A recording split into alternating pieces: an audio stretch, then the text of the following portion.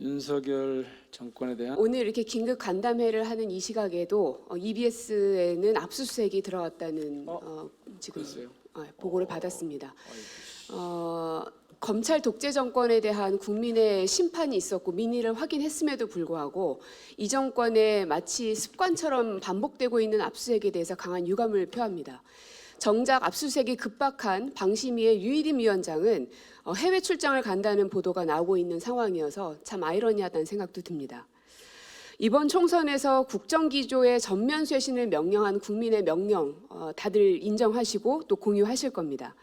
하지만 대통령께서 보이는 행태를 보면 국민의 심판을 받아들이지 않는 것 같습니다.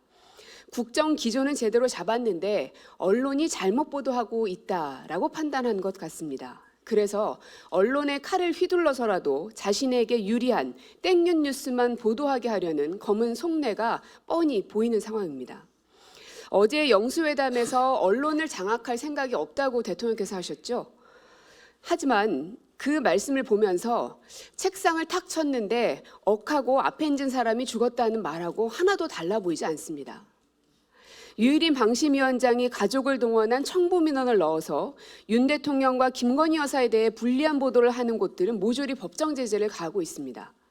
앞뒤 가리지 않고 자행되고 있는 방심위의 폭거에 법원마저도 제동을 걸었지만 여전히 대통령은 모르쇠로 일관하고 있습니다. 유일임 위원장에 대한 고발 조치가 이뤄진 지가 한참인데도 아직도 경찰 수사가 이뤄지지 않고 있습니다. 청부 심의기관으로 전락시킨 것에 대해 방심위 직원들 모두가 목숨을 건 투쟁을 하고 있지만 이 역시 묵살되고 있습니다.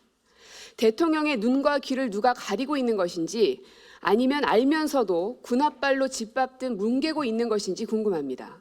지금이라도 당장 유일임 위원장을 해촉해 괴물이 되어버린 방심위를 정상화시키십시오. 그뿐이 아닙니다. 공영방송 KBS 장악 로드맵이 담긴 언론장악 대외비 문건을 알고 계신지 모르겠습니다. KBS 박민 사장을 정권의 꼭두각시로 세워서 KBS 장악에 나선 배후가 누굽니까? 대통령실입니까? 대통령께서 검사 시절 수사하셨던 국정원의 민간인 사찰 문건 잘 기억하실 겁니다. 그것과 유사한 윤석열 정부의 언론장악 문건이 폭로된 것입니다.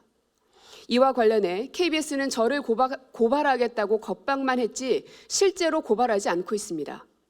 이 자리에서 다시 한번 말씀드리는데 고발 진행하십시오. 그래야 그 문건에 대한 진위 여부를 수사할 수 있지 않겠습니까? KBS 박민 사장의 국회 출석은 물론 언론장악 문건의 진실을 가려내기 위해서 국정조사 등 할 수 있는 모든 방안을 강구하겠습니다. 그리고 지금 MBC 위원장께서도 나와 계시지만 방송 3법에 대한 시급함도 여러분들 다 알고 계실 겁니다. 얼마 전에 언론노조에서 주최해서 야 8당이 다 함께 모여 방송법에 하루라도 빠른 국회에서의 입법화에 대한 의견을 함께 모았습니다. 그러나 그 법을 그대로만 가져갈 것이 아니라 오히려 더 보완하고 강화해서 22대 국회가 개원하는 즉시 시행될 수 있는데 아마 저희 민주당뿐만 아니라 다른 야당들도 함께 할 거라고 생각을 합니다. 그 자리에 이 자리에 앉아 계신 각 지부 단위의 본부장님들 또 언론노조 위원장님은 말할 것도 없고 여기 계신 분들께서 혹시 추가해야 되거나 더 강화해야 될 것들이 있다면 의견을 더 모아서 더 언론 장악이 권력으로부터 정치 권력으로부터 독립될 수 있도록 하는데 최선을 다하겠다는 말씀을 다시 한번 드리겠습니다. 조금 전에 말씀하신 것처럼 유일임 위원장이 소위 가족을 동원해서 그 소위 청부 민원을 하더니 선거방송심의위원회도 마찬가지였습니다. 국민의힘 등 60% 이상이 그분들을 동원해서 청탁 민원을 냈고 그걸 가지고 소위 선거의 중립성을 훼손했다라는 취지로 막 무더기 징계 같은 것들을 요청을 하고 그런 결과가 있지 않았습니까? 이렇게 공정하게 관리해야 할 그 언론 기구들이 그 본분을 잃어버린 이 상황에 대해서 이걸 어떻게 처리해야 될지 정말로 고민입니다. 방통위원장이나 행정부처의 장관들은 탄핵을 하거나 해임 건의안을 내거나 할 수 있습니다.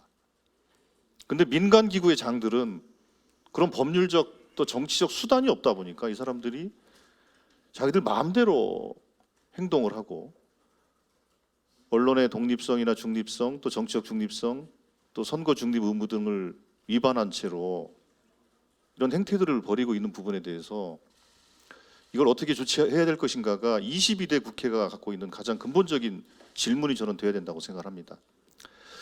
그런 점에서 저희들이 선거 이후에 현재 쌓여 있는 방송 현안들이 많지 않습니까? 방심위 문제, 방통위 문제, 선거방송 심의 문제 등등 여러 가지 현안들에 대해서 과방위를 열어서 논의하자라고 저희들이 수차례 제안을 했음에도 불구하고 여당은 아무런 답을 하고 있지 않은 상태입니다.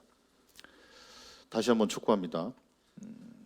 21대 국회가 마무리되기 전에 과방위를 열어서 방통위원장, 방심위원장, KBS 사장 등을 출석을 시켜서 현재 진행했던 21대 국회에서 진행했던 21대 진행했던 여러 가지 방송 이슈에 대해서 국민의 따가운 질문들을 받아야 될 것입니다. 그걸 하기 위한 회의를 분명히 열어야 될 것이다. 다시 한번 촉구드리고, 만약에 회의를 동의를 안 해준다면 저희들이 어쨌든 그 회의 소집을 요구를 해서 회의를 열 겁니다. 장제원 위원장과 박성준 간사는 저희들의 이 질문에 답해 주시길 바라겠고, 최소한 5월 셋째 주 정도에는 회의를 열어야 된다. 이렇게 다시 한번 촉구드립니다. 지금 워낙 상황이 심각하고 그래서 오늘 간담회 제목에 긴급이라는 표현이 들어간 것이 전혀 어색하지 않다고 생각하고요. 조금 전에 우리 인영배 의원님께서 만행이라는 표현을 써주셨는데 거기에도 공감합니다. 그래서 22대 국회는 원 구성부터 매우 속도감 있게 일사불란하게 개혁의 방향대로 진행이 돼야 된다는 말씀을 이 자리를 빌어서 강조하고 싶습니다. 8월 MBC 그 이사 임기가 다 되고 9월 KBS 그리고 12월 박민 사장 임기 도래하죠. 그런 일정이 우리 앞에 이렇게 다가와 있기 때문에 그래서라도 이 방송 3법의 조속한 통과가 필요하다 이런 말씀드립니다. 조금 더 구체적으로 말씀을 드리자면 지금의 시급성에 비춰볼 때 방송 3법 원안에 들어가 있었던 경과 규정도 빼내야 하지 않을까 이런 문제의식을 가지고 있습니다. 그리고 지금 선거방송심의위원회가 구성되는 과정에서 추천 주체를 가지고 이른바 장난을 칠 수 있는 가능성도 확인했기 때문에 법에 추천 주체를 좀 더 명확히 하는 그런 노력도 필요하지 않을까라는 생각합니다. 아울러서 저희가 방송 3법을 이슈화하고 계속 국민 설득 작업을 해왔습니다만 저는 지금 단계에서는 3법으로 부족하다고 생각합니다. 이건 뭐 당하고 조율된 내용은 아니고요. 개인의 생각인데 방심위와 관련된 법률이 제정돼서 이른바 방송 4법을 통과시키는 것이 필요하지 않을까라는 생각을 하고 있습니다. 당연히 국정조사 필요하고요. 더불어서 이 국정조사의 권한을 강화하는 노력도 병행돼야 된다. 그래야 실질적인 국정조사가 필요하다. 그것을 목표로 한다면 국정조사의 일정은 조정할 수도 있지 않을까라는 생각을 개인적으로는 하고 있습니다. 이 부분도 우리 당에 계신 여러 선배 정치인들께 지혜를 빌리고 또 현업의 의견도 열심히 듣겠습니다. 아마 여권은 모든 걸 걸고 이 방송과 관련된 부분에서 후퇴하지 않으려고 노력할 겁니다.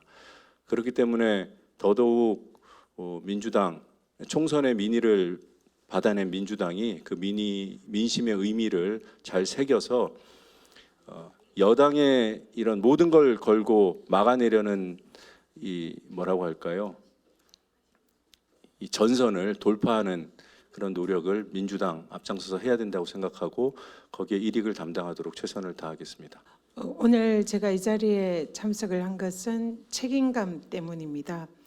제가 국민권익위원장 시절 정권과 맞짱떠서 싸우고 임기를 마치고 퇴임한 이후에 후임 권익위원장으로 임명된 당시 김홍일 권익위원장이 자행한 방송 장악을 위한 정권의 사실상 행동 대장 노릇을 한 그 부분에 대해서 권익위원장으로서 전직 권익위원장으로서 무거운 책임감을 느낍니다. 당시에 김홍일 권익위원장이 방송 장악을 위해서 국민권익위원회 소관 법률인 청탁금지법과 이해충돌 방지법을 자의적으로 운용하여 그 결과 사실상 방송을 장악하는 데에 권익위원장으로서 큰 역할을 했습니다. 그리고 이후에 또 방송 관련 방통위원장으로 부임하여 그 임무를 완수하고 지금도 진행 중에 있습니다. 권익위는 이해충돌방지법의 주무부처입니다. 근데 당시에 김홍일 위원장이 정민영 방심위원 MBC 사건을 수임했다는 이유로 이해충돌방지법 위반으로 권익위에서 징계 조치를 요청하였고 거기에 대해서 윤석열 대통령이 그 이유로 해촉을 하였습니다. 그런데 비슷한 사유인 현재 이상인 방통위 부위원장의 경우에는 YTN을 인수한 유진그룹의 회장의 신분이었는데도 불구하고 비슷한 사유임에도 불구하고 여기에 대해서는 이해충돌 방지법 위반에 관한 조치를 하지 않았고 그 결과 김홍일 위원장과 이상인 부위원장 2인 체제로 YTN을 사실상 유진기업으로 넘겨서 민영화를 완수를 하였습니다. 그리고 유희림 방심위원장의 청부민원 의혹이나 또 방심위원장 이전에 다양한 이해충돌방지법 위반 의혹이 제기되었음에도 불구하고 이에 대해서는 별다른 조치를 하지 않았습니다. 그 기준이 뭔지는 모르겠으나 제가 전직 권익위원장으로서 이해충돌방지법을 사실상 국회에서 통과시킨 책임자로서 이 김홍일 당시 권익위원장의 이러한 조치는 자의적이고 그리고 법의 원칙에 맞지 않은 위법성 소지가 매우 높다 이렇게 생각을 합니다. 또한 청탁금지법도 국민권익위의 소관 법률인데 이 법률을 자의적으로 운영하여 KBS와 MBC 특히 KBS의 남영진 이사장을 사실상 청탁금지법 위반 조사를 매우 이례적으로 신속히 조사하고 수사기관에 수사 요청을 하면서 사실상 해촉시키는 데 앞장을 섰습니다. 그리고 MBC 박문진 이사장과 이사들에 대해서도 청탁금지법 위반 매우 이해할 수 없는 사유를 들어서 청탁금지법 위반이라는 그런 혐의로 수사 요청하여 마찬가지로 똑같은 절차로 해촉하려 했으나 법원에 의해서 제동이 되었습니다. 그런데 또 한편 현재 박민 KBS 사장의 경우에는 청탁금지법 위반 의혹이 매우 짙음에도 불구하고 이에 대해서는 별다른 조치를 하지 않았고 그래서 그 결과 이런 정권의 입맛에 맞는 그런 기관장들에 대해서는 매우 무딘 칼날을 휘두르고 정권과 반대되는 그런 인사들에 대해서는 매우 가혹한 잣대를 대고 권익위로서도 매우 이례적인 절차와 방법으로 징계 요청 조치, 수사 조치를 하였습니다. 그렇게 한 김홍일 권익위원장이 현재 방통위원장으로 부임을 해서 계속적으로 방송 장악을 위한 그런 역할을 하고 있는 지금 이 현실에 대해서 전직 권익위원장으로서 막중한 책임감을 느끼며 이에 대해서 바로잡을 그런 책임이 있다 이렇게 생각을 합니다. 그래서 앞으로 우리 민주당의 언론자유특별대책위원회와 또 가방위와 함께 힘을 모아서 반드시 이 잘못된 이 자의적이고 불법적인 그런 방송 장악 의도에 대해서 반드시 바로잡고 책임을 지게 하는데 적극적으로 힘을 보태겠다라는 말씀 드립니다. 예, 고맙습니다.